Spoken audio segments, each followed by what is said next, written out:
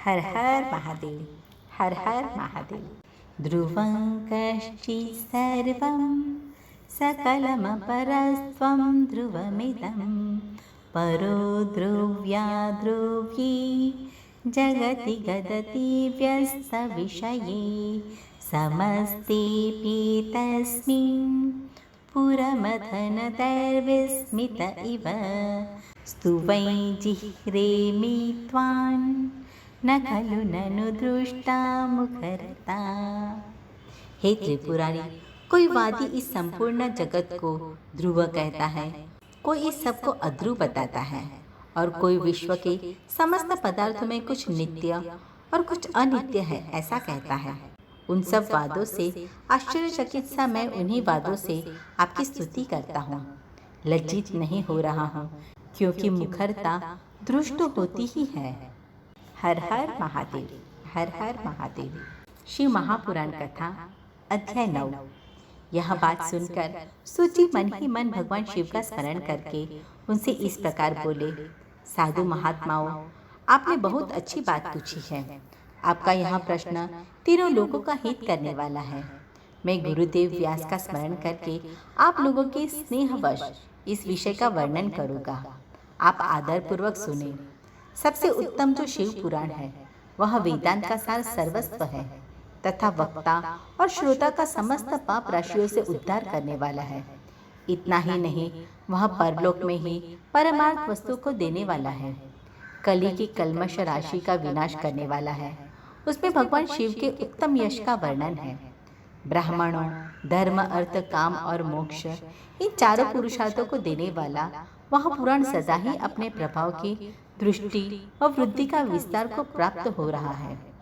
विप्रवरों, इस सर्वोत्तम शिव पुराण के अध्ययन मात्र से वे कलयुग के पाप में आसक्त जीव श्रेष्ठतम गति को प्राप्त हो जाएंगे। कलयुग के महान उत्पाद तभी तक जगत में निर्भय होकर विचरेंगे जब तक यहाँ शिव पुराण का उदय नहीं होगा। इसे वेद के तुल्य माना गया है। इस वेद कल्प पुराण का सबसे पहले भगवान शिव ने ही प्रणयन किया था। विद्वेषर संहिता, रुद्र संहिता, विनायक संहिता, उमा संहिता, मातृ संहिता, एकादश रुद्र संहिता, कैलाश संहिता, शतरुद्र संहिता, कोटि रुद्र संहिता, सहस्त्र कोटि रुद्र संहिता, वायव्य संहिता तथा धर्म संहिता, इस प्रकार इस पुराण के 12 भेद या खंड है। ये 12 संहिताएं अत्यंत पुण्यमयी मानी गई है। ब्राह्मणों, अब मैं उनके श्लोकों की संख्या बताता हूँ। आप लोग वह सब आदर पूर्वक सुने। विद्वेष संहिता में 10,000 श्लोक है।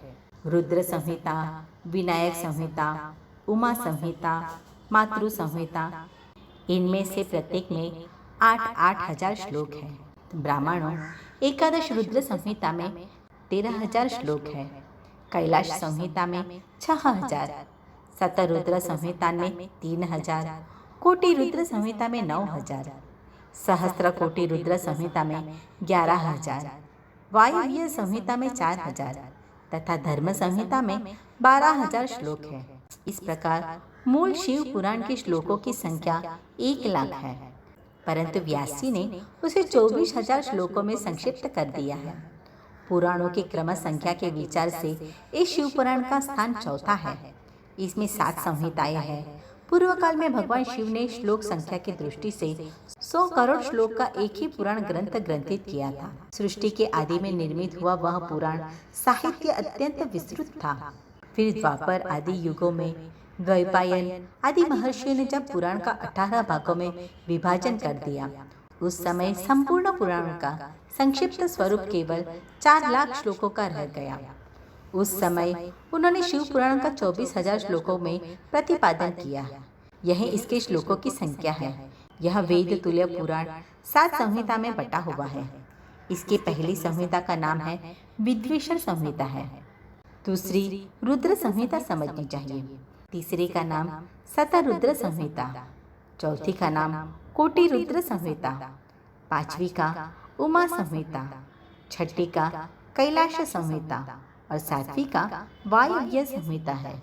इस प्रकार यह 7 संहिताएं मानी गई है। इन 7 संहिता से युक्त यह दिव्य शिव पुराण वेदों के तुल्य प्रामाणिक तथा सबसे उत्कृष्ट गति प्रदान करने वाला है।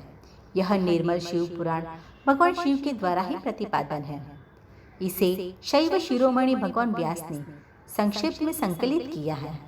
यह समस्त जीव समुदाय के लिए उपकारक, त्रिविधक पापों का नाश करने वाला, तुलना रहित एवं सत्पुरुषों का कल्याण प्रदान करने वाला है। इसमें वेदांत, विज्ञानमय, प्रदान तथा निष्कपट धर्म का प्रतिपादन किया गया है। यह पुराण ईर्ष्या रहित अंतःकरण वाले विद्वानों के जानने की वस्तु है। इसमें श्रेष्ठ मंत्र समूह का संकलन है तथा धर्म, अर्थ और काम इस त्रिवर्ग की प्राप्ति के साधन का भी वर्णन है। यह उत्तम शिव पुराण सब पुराण में श्रेष्ठ है। वेद वेदांत में वेद्य रूप से विलसित परम वस्तु परमात्मा का इसमें गान किया गया है। जो बड़े आदर से इसे पढ़ता और सुनता है और भगवान शिव का प्रिय होकर परम गति को प्राप्त कर लेता है। हर हर महादेव, हर हर महादेव।